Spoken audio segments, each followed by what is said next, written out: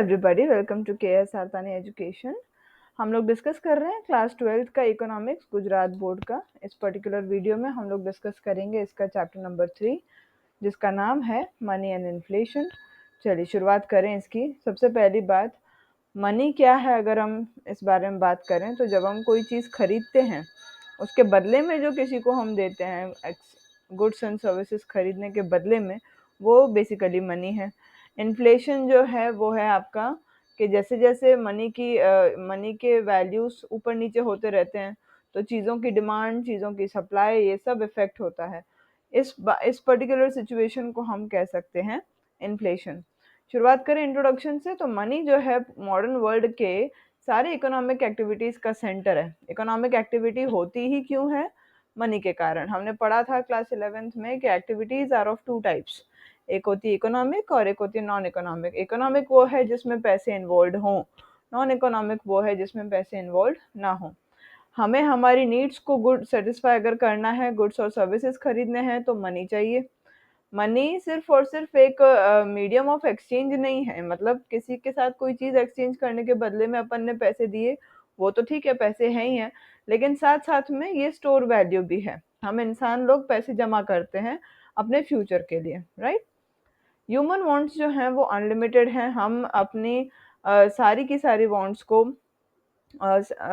Satisfy नहीं कर सकते, इसलिए हम चाहते हैं कि हम मैक्सिमम पॉसिबल वांट्स को हम सेटिस्फाई करें by exchanging goods and services, एक दूसरे से एक्सचेंज करके। पहले के ज़माने में हम लोग आपस में गुड्स और सर्विसेज को एक्सचेंज करते थे। इस सिस्टम को हम बोलते थे बार्टर सिस्टम। मतलब सपोज आपको राइस की ज़रूरत है और मुझे वीट की, और आपके पास वीट है, मेरे पास राइस है, हम एक दूसरे को वो दे देंगे, हमारी नीड सेटिस्फाई हो जाएगी, पैसों का कोई इन्वॉल्वमेंट नहीं होता था। इसको बोलते थे बार्टर सिस्टम। बार्टर सिस्टम में एक्सचेंज होता है डायरेक्टली, गुड्स और सर्विसेज के बदले में गुड्स और सर्विसेज ही दिए जाते हैं without using medium of exchange यानी मनी। मनी को यूज करे बिना ये होता था। बार्टर सिस्टम का क्या लिमिटेशन है? पहले के ज़माने में लोग जो हैं सिंपल विलेज में रहते थे, सिंपल उनकी विलेज लाइफ होती थी, उनकी नीड्स कम थी, ज़रूरतें कम थी, उनके आसपास एग्रीकल्चरल एक्सचेंज होता था, जैसे मैंने अभी आपको एग्जांपल दिया वीट और राइस का। गुड्स और सर्विसेज का वो वही एक्सचेंज करते थे जो उनके जीने के लिए सफिशिएंट हो। मतलब जितने की उनको ज़रूरत होती थी उतने ही वो स्टोर मतलब एक्सचेंज करते थे। यहाँ पर वही एग्जांपल दिया है, कोई फार्मर है जो वीट कल्टीवेट कर रहा है, वीट उगा रहा है, तो वो बाकी की वीट जो है वो राइस, क्लोथ या शूज के लिए एक्सचेंज करता था। बाकी की वीट जो है वो एक्सचेंज कर देगा, थोड़ी वीट अपने लिए भी रखेगा। सिमिलरली शू मेकर जो है उसको भी शूज जो उसने बनाए हैं उसके बदले में क्लोथ, फूड और घी उसको मिल जाता था। टीचर्स जो हैं फूड मांगती थी, बदले में अपना वो नॉलेज देती थी।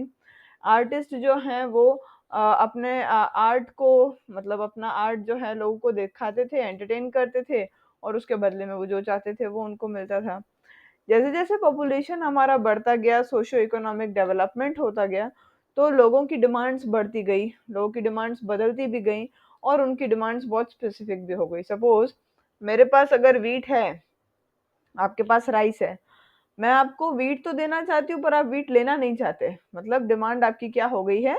स्पेसिफिक हो गई। आप कोई ऐसी चीज मांग रहे हैं जो मेरे पास है ही नहीं, तो बार्टर सिस्टम हो कैसे पाएगा?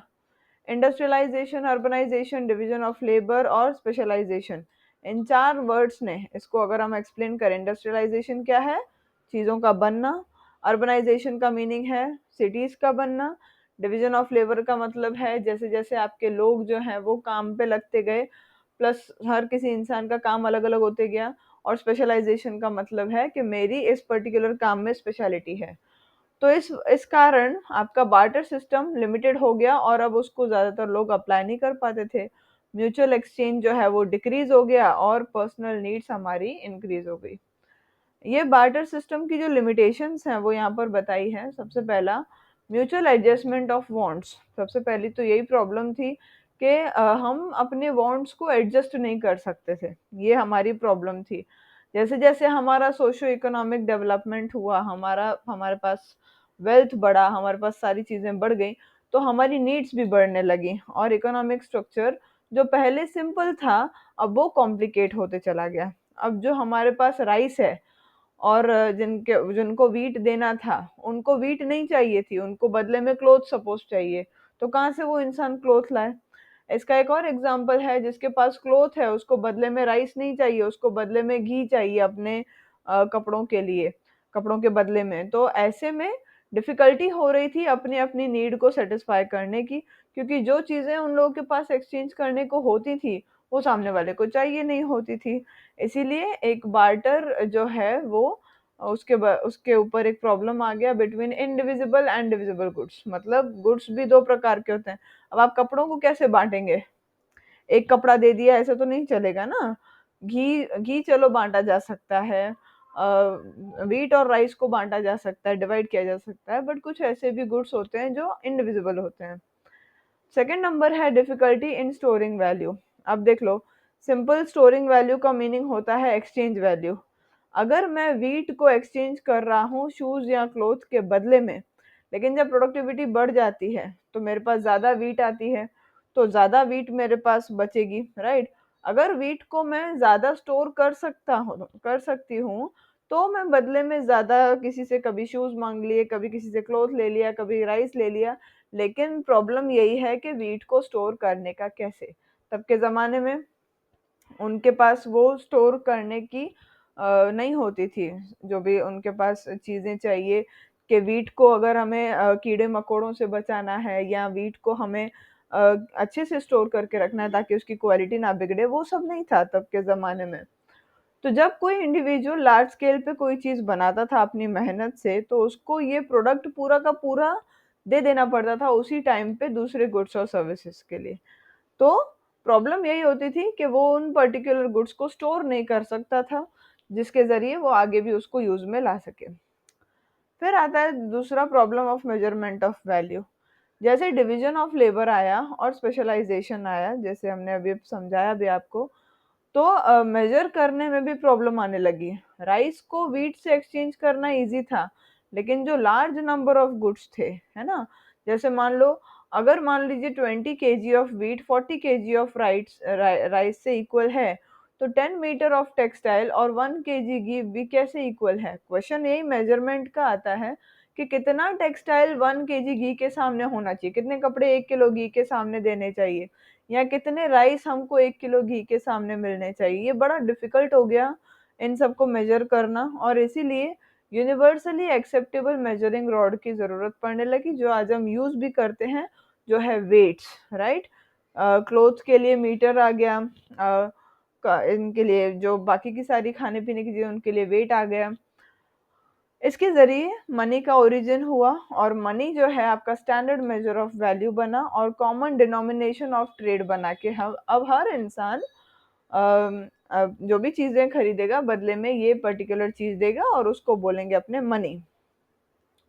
मनी का ओरिजिन और डेवलपमेंट देख लो अब कैसे हुआ। सबसे पहला आ रहा है टॉपिक एवोल्यूशन ऑफ मनी।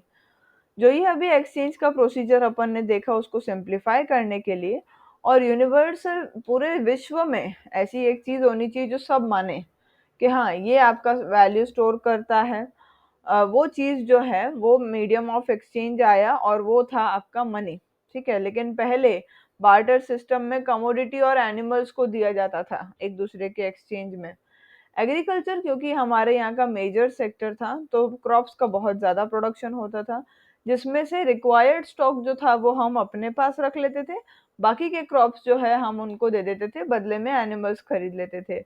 जब ज़रूरत पड़ती थी तो एनिमल्स को भी बेच देते थे, बदले में गुड्स और सर्विसेज या दूसरे क्रॉप्स खरीद लेते थे। इस जरिए एनिमल्स जैसे कि हॉर्स, काउ, बफेलो ये मीन्स ऑफ एक्सचेंज बन गए या मनी और ट्रेड के लिए काम आने लगे।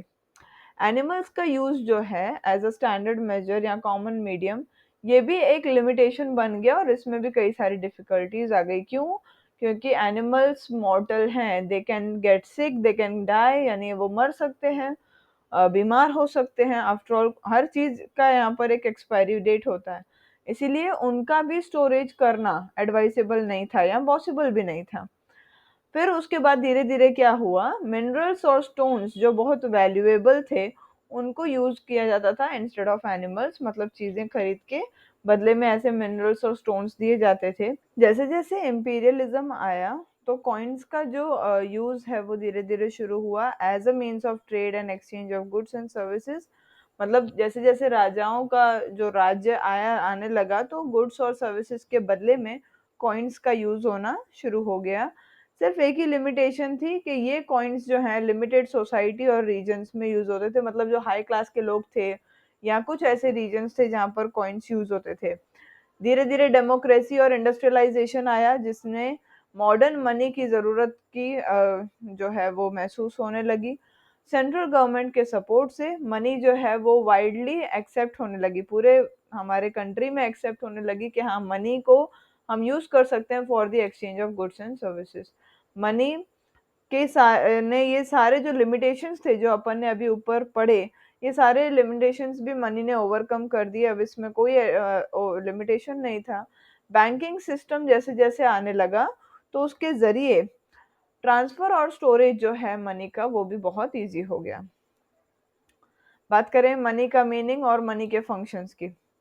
मार्शल के हिसाब से मनी एक ऐसा मीडियम है जिसको आप यूज कर सकते हैं एक्सचेंज करने के लिए बिना किसी डाउट के या इन्वेस्टिगेशन के, रिगार्डलेस ऑफ टाइम और प्लेस, मतलब किसी भी जगह पे किसी भी टाइम पे आप उसको यूज कर सकते हैं एक्सचेंज करने के लिए।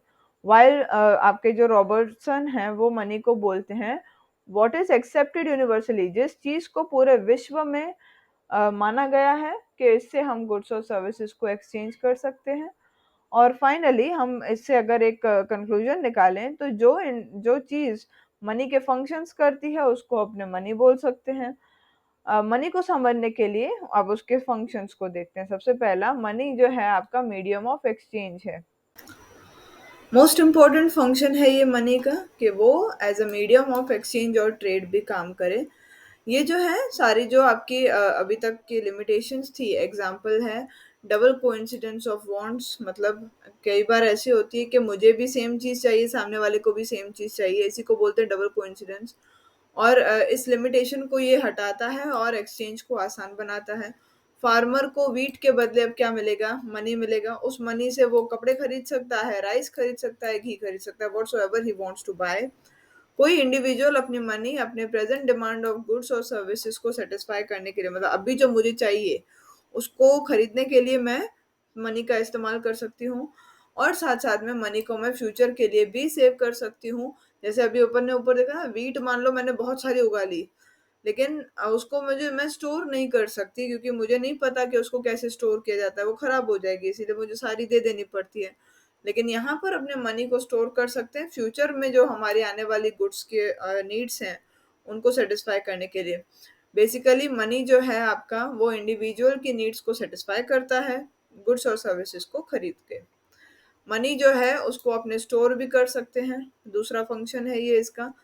अगर कोई इंसान ने गुड्स और सर्विसेज जो हैं वो बना दिए और बदले में गुड्स और सर्विसेज ही उसने लिए, लेकिन वो अपनी वेल्थ को फ्यूचर के लिए नहीं बचा सकता, वो डिफिकल्ट है। मनी से पहले ऐसा होता था, लेकिन और साथ साथ में अभी दूसरे भी एग्जांपल्स हैं कि एनिमल्स मॉर्टल थे, एनिमल को आप बेचा रख सकते हो लेकिन कभी वो मर भी जाएंगे तो लॉन्ग टर्म में आप उसको सेव नहीं कर सकते। इन सारी लिमिटेशंस को पार करके मनी जो है मोस्ट सक्सेसफुल बना क्योंकि आप समय के साथ उसको स्टोर कर सकते हैं। आप मनी को इजीली स्टोर कर सकते हैं, वैल्यू उसकी स्टोर कर सकते हैं। साथ साथ में मनी के एक्सचेंज में आप क्रॉप्स खरीद सकते हैं, फ्यूचर नीड्स के लिए आप उसको सेव करके रख सकते हैं। दूसरा एडवांटेज इसका ये हो सकता है कि जो डिफर्ड पेमेंट है इस पर्टिकुलर स्टैंडर्ड के लिए, कि मान लीजिए अगर आपको क्रेडिट पे चीज़ें खरीदनी है या हायर परचेज पे खरीदनी है, इंस्टॉलमेंट पे खरीदनी है, ये सारे एडवांटेजेस भी मनी के आने लगे थे, अभी भी हैं just. Money as a measure of value, money को आप as a measure of value मतलब आप उसको माप सकते हैं। बार्टर सिस्टम में प्रॉब्लम ये थी कि आप किसके बदले में कितना खरीदेंगे। एग्जाम्पल है, मान लीजिए 20 kg वीट है तो उसके बदले में कितना राइस मिलना चाहिए, या उसके बदले में कितने मीटर कपड़ा मिलना चाहिए, या उसके बदले में कितना केजी घी मिलना चाहिए। जबकि अब जो है मनी आपको इन सब की वैल्यूज को मेजर करना बड़ा इजीली आप कर सकते हैं। आप कंपेयर कर सकते हैं, एसेस कर सकते हैं। इसका मतलब आप सपोज कर लीजिए 20 किलो वीट जो है उसके बदले में कोई इंसान आपको 10 रुपए दे रहा है और कोई इंसान आपको 20 रुपए दे रहा है, जस्ट फॉर एन एग्जाम्पल। तो आप उनको कंपेयर भी कर सकते हैं और जहां आपको ज्यादा दाम मिल रहा है वहां से आप उसको बेच भी सकते हैं। मनी जो है, मनी का मतलब यहाँ पर प्राइस है कि इस पर्टिकुलर चीज के बदले में इतना प्राइस पे करना पड़ेगा या इतना मिलेगा। जो भी है, जो प्राइस उस पर्टिकुलर गुड या सर्विस की है, आप कंपेयर कर सकते हैं एक दूसरे से और फास्टली आप डिसीजंस ले सकते हैं एक्सचेंज करने का। टाइप्स ऑफ मनी देखें, 6 प्रकार की मनी होती है आपकी। जैसे बार्टर सिस्टम था तो एनिमल, प्रेशियस स्टोन, ये सब अपने यूज करते थे एक्सचेंज करने के लिए या स्टोर वैल्यू करने के लिए। फिर धीरे धीरे मेटल कॉइन्स आने लगे और फिर अब गवर्नमेंट ने नोट और करेंसी कॉइन निकालना शुरू कर दिया है। इसके बाद हमारा बैंकिंग सिस्टम आया, क्रेडिट कार्ड आया, ई बैंकिंग सिस्टम आया। मनी के टाइप्स अगर हम देखें, एक है कमोडिटी मनी, फिर है एनिमल्स मनी। कमोडिटी मनी मतलब बार्टर मनी। एनिमल मनी मतलब जो अपन हॉर्स, काउ, बफेलो इन सबको एक्सचेंज करते थे। मेटल मनी मतलब जो आज भी हम यूज करते हैं, हमारे कॉइन। पेपर मनी भी हम आज भी यूज करते हैं। प्लास्टिक मनी हमारे डेबिट कार्ड और क्रेडिट कार्ड। और बैंकिंग मनी है इनविजिबल या ई मनी, जिसको अपने क्रिप्टो करेंसी भी बोल सकते हैं। नेक्स्ट जो टॉपिक आता है इस पर्टिकुलर चैप्टर का वो है आपका इन्फ्लेशन। और इन्फ्लेशन वाले को अपने करेंगे इस पर्टिकुलर चैप्टर के पार्ट नंबर 2 वाले वीडियो में। Thank you so much for patient hearing. Have a good day.